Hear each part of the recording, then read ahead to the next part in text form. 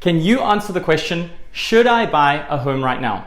That's what we're going to cover in this monthly market report.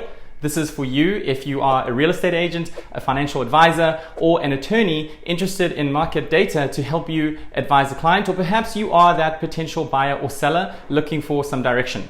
I'm Paulo Rodriguez. I've been a mortgage professional since 2005, and here is the market data that you need to make an informed buying or selling decision or help your client do the same.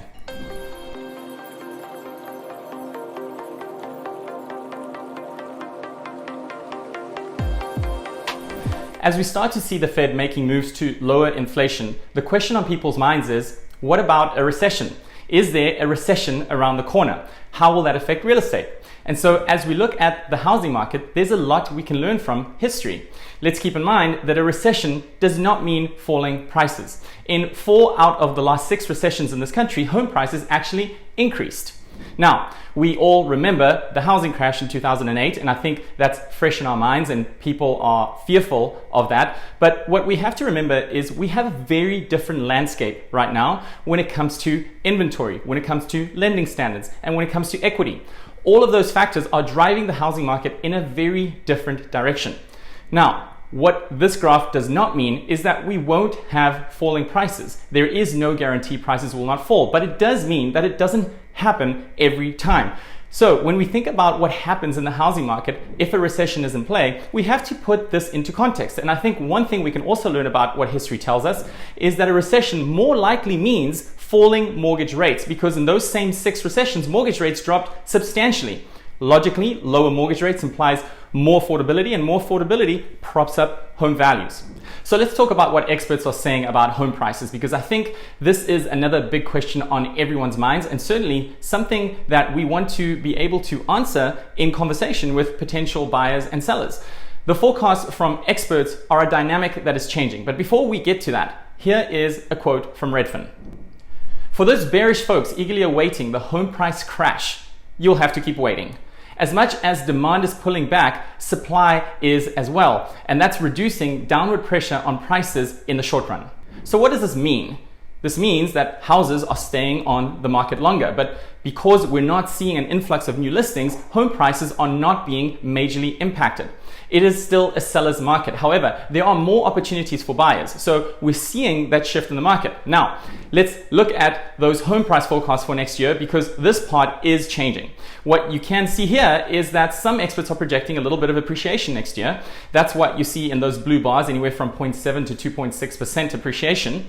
But we also have other experts, however, that are projecting slight depreciation. So it's certainly a mixed opinion across the board, a little bit up, a little bit down, depending on how experts are looking at it. And this is where layering in our local market data becomes more important than ever, because what we're feeling right now is some of those overheated markets where prices went up so rapidly during the pandemic are starting to see more of a shift in prices than some of the other markets that may be holding steady. South Florida, for example, where I am located, has its own dynamic in play in that we have a net positive migration from various states in the US as well as foreign countries, which of course supports demand. But nationally, overall, 2023 may see a little bit of depreciation, maybe a sideways chop as the market consolidates, but the data still does not support any meaningful downward thrust in home values. So let's talk about foreclosures. This is foreclosure activity by year from Atom data, and it goes all the way back to 2005. What's interesting is that if you look at this graphic, ever since 2010, foreclosures have decreased in this country.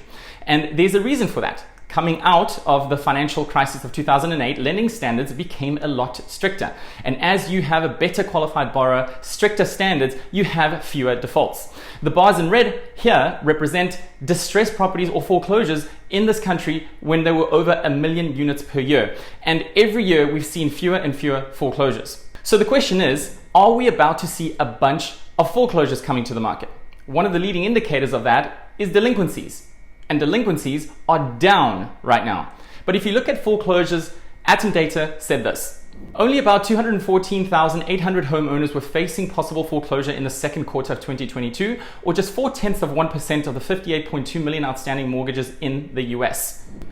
We're talking about 0.4%. That's 0.4%.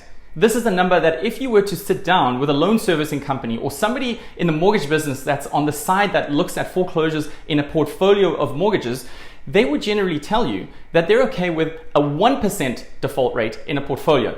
We're only at 40% of that threshold.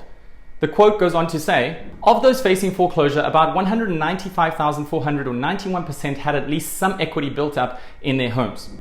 With so much equity nationwide, the bottom line is that people have options. They can sell their home, put some money in their pocket, and move to the other side of the financial crisis they are experiencing.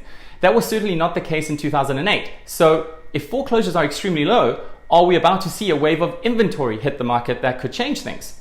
Here's a look at housing supply through the end of October. If we look at the last week of October 2021 and compare it to the last week of October 2022, we're up almost 40% in inventory. Keep in mind that 2021 was the year of the most limited inventory we have seen in our careers. So it's good news to be 40% over that very low number. Compare the same week to 2020 and we're only 6.3% higher today. But when you look at 2019, we have 37% less inventory today than what we had back then. And 2019 is considered the most recent normal year we have seen in the housing market. So not only are we not seeing a wave of foreclosures coming, we're not seeing a wave of inventory hit the market either. Thankfully, we have more inventory than last year, but if you look at prior to COVID, we are still down across the country on available inventory. Last but not least, the topic for the month, should I buy a home right now? That's on many people's minds at the moment, and we need to be able to answer that question very proficiently because people are reading the headlines, they know interest rates have shot up, and they're not sure if they should buy a home right now. There's two things everyone should consider when they're thinking about buying a home. First question is, what do they believe about mortgage rates? The second question is, what do they believe about home prices? And then they should form a relevant market opinion based upon that to help them answer an extremely personal question. If they want to wait and it's the best thing for them, we want to help them do that. But we want to educate them on what's happening. My answer to the question, should I buy a home right now, is pick your poison. What do I mean with pick your poison? Well, you can purchase a home now in a reasonable negotiating environment, but you'll have to accept a high mortgage rate in the interim, which can be refinanced later.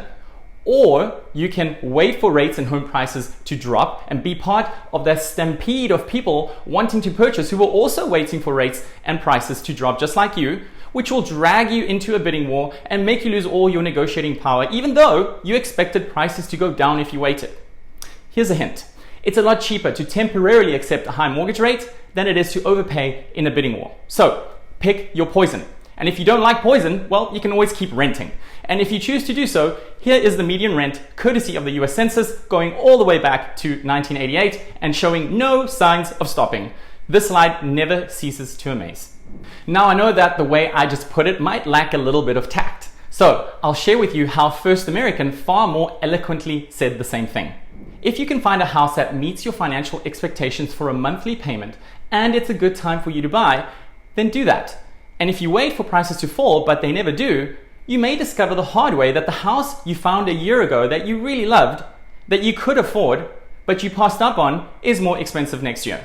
That's a wrap for the November monthly market report. I appreciate you listening in. Forward, subscribe, share. I'll be back next month, but before you go, if you are looking to purchase or refinance or know someone that is and would like a no-cost consultation with me personally, feel free to reach out and I'll be happy to analyze if your debt is structured in the most optimal way or if there's room for improvement. Thanks again for watching. Bye for now.